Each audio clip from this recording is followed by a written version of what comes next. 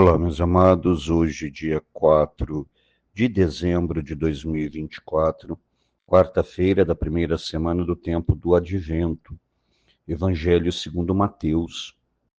Naquele tempo, Jesus foi para as margens do mar da Galileia, subiu a montanha e sentou-se.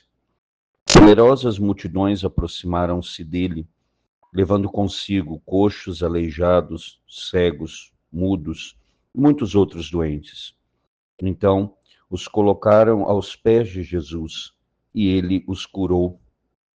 O povo ficou admirado quando viu os mudos falando, os aleijados sendo curados, os coxos andando e os cegos enxergando, e glorificaram o Deus de Israel. Jesus chamou seus discípulos e disse: Tenho compaixão da multidão, porque já faz 3 dias que está aqui comigo, e nada tem para comer. Não quero mandá-los embora com fome, para que não desmaiem pelo caminho.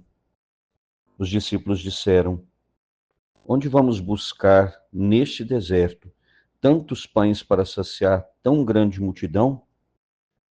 Jesus perguntou: Quantos pães tendes? Eles responderam: 7, e alguns peixinhos.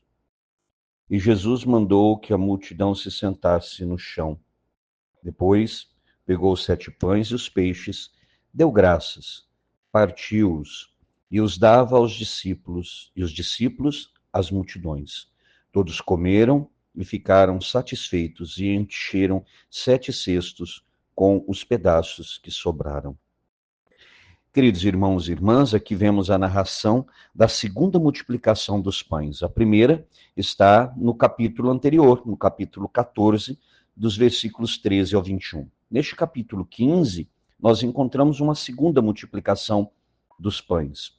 Então, o que nós percebemos primeiro? Que a graça de Deus atinge o povo no seu físico, tá? Curando ali os cegos, os surdos, os mudos, os coxos, os aleijados. Todos que foram com fé até Jesus receberam a graça da cura. E por isso todos glorificavam o Deus de Israel. Mas o Senhor nota que aquele povo estava seguindo já ele ali há 3 dias.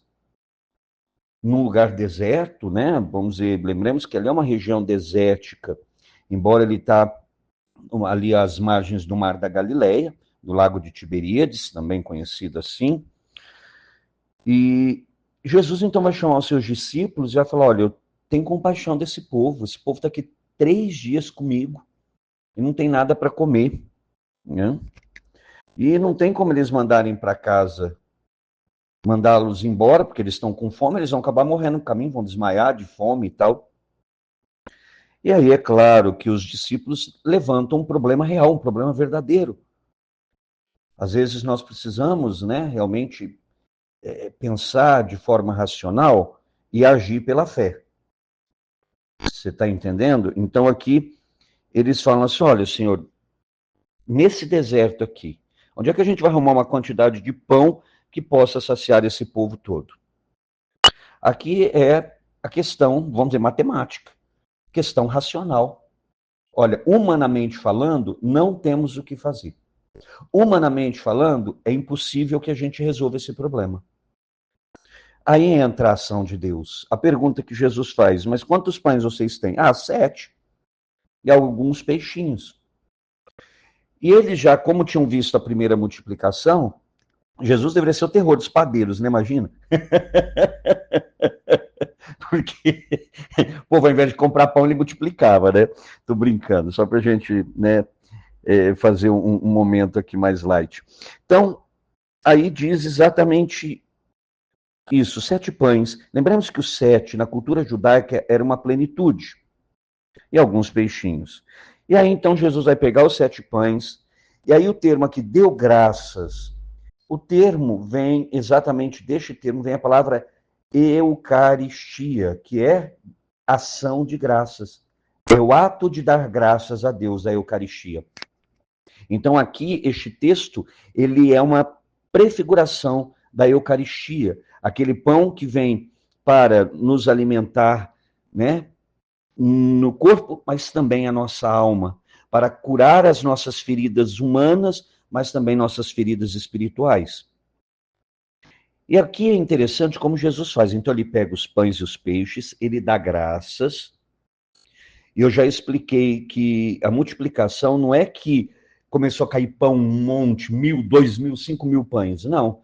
Eram sempre 7 pães e alguns peixes, 7 pães e alguns peixes, 7 pães e alguns peixes. Ia distribuindo. Então, dentro do cesto, do primeiro cesto ali, estava essa quantia. Claro que a gente assiste um filme, o filme faz a multiplicação como a gente imagina que seja, 5.000 pães aparecendo de 5 pães ou de 7 pães, aí dependendo se é a primeira ou a segunda multiplicação, porque é assim que o cinema trabalha. Mas o fato é esse, porque a gente percebe que recolhem os pedaços dos 7 pães. Tá? Mas o que é interessante? Então, Jesus dá graça, ele vai partir o pão, é um ato eucarístico também, ele vai dar aos discípulos e os discípulos vão levar as multidões. Ou seja, os discípulos aqui são os padres, né, os bispos, que o Senhor concede a graça da Eucaristia à igreja através dos sacerdotes. Aqui também, o Senhor, ele quem realiza.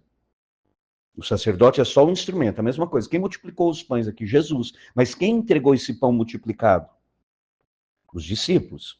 Essa é a função dos sacerdotes, levar o povo de Deus a receber a Eucaristia.